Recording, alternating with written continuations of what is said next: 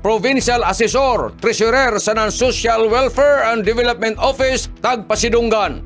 Tagpasidunggan sa formal na tagkilaya ang tuyo ka opisina sa Provincial Government of Surigao del Norte atol sa flag raising ceremony sa Provincial Capitol Grounds niadtong Hulyo 27 ning tuig 2026 isip paghatag ng dungog sa ila kalampusan sa nagkalain-lain na regional na kompetisyon sa awarding ceremonies. Si Provincial Governor Lyndon Barbers Malipajo na mupasibaw niining marajaw na balita tungod kay ija nakita kung uno ka sinsiro ang pipila ka mga department heads nga responsable sa ilang mga mandato. Laong sa gobernador ini na klase ng mga empleyado amoy mahimong salamin o ka-espiho na angay sundon para mamahimo na kitang tanan epektibo sa atong panggobyerno. Dugang pang pamahayag ni Governor Barbers ang programa na tagpaigadyon ubos sa Rewards and Recognition System pinagi sa Provincial Human Resource Management and Development Office sanan ang Praise Committee na nagpaligon sa kultura sanan kahanas o ang profesionalismo sanan ligo na team ang performance sa serbisyong publiko. Lakip sa mga tagkilaya ang Provincial Assessor's Office sanan na Provincial Treasurer's Office na nagpakita ng outstanding performance sa tuig 2026 sa Joint Bureau of Local Government Finance Caraga sa Non-Regional Association of Treasurers and Assessors Region 13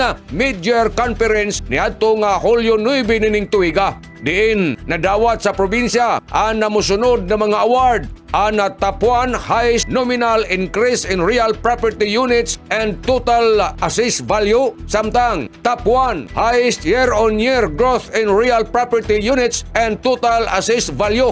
Ikatuyo, top 3 total current operating expenditure kung TCOE per capita. Tagdawat ang mga sertipiko nila ni Mr. Constantino C. Carbonilla, ang ato Provincial Assessors sanan Mr. Vladimir Brett OIC sa Provincial Treasurer's Office, iban ang ila mga teams. Tagpasidunggan sab ang Provincial Social Welfare and Development Office kon PSWDO human makadawat sa Bronze Award sa Disability Inclusive Governance Excellence Award sa tuig 2026 ang provincial category na taghatag sa DSWD Caraga atol sa ika-48 nga National Disability Rights Week niadtong Hulyo 23 ning tuig 2026. An award na tagdawat ni Miss Lorena L. Selvusa OIC PSWDO isip representante sa opisina nagpasabot sa ligo na pagpaningkamot sa probinsya sa pagpalambo sa inclusive governance sanan pagpanalipod sa katungod sa persons with disabilities. No tambong sab sa seremonya ang mga miyembro sa Praise Committee na sila si Mr. Oscar M. Pospia Jr., Attorney Christopher P. Tripuli, Miss Mila B. Lisondra, Mr. Leo Francis M. Portillo, Miss Clarissa P. Ganinhin, sanan si Miss Nelda Riza A. Habines, kaiban si Provincial Administrator Attorney Rice Fetricabo. Ini na mga pagkilaya nagpakita na ang Surigao del Norte padayon na nagpaligon sa kalidad sa serbisyong publiko pinaagi sa dedikasyon kahanas sanan panagiusa ng kada opisina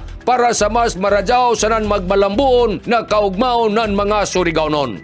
Nanukad gikan diri sa Kapitolyo, ini si Mariciners Marcon Simblags Barrio Conales simulan mulaong salamat, marajaw na adlaw natong tanan.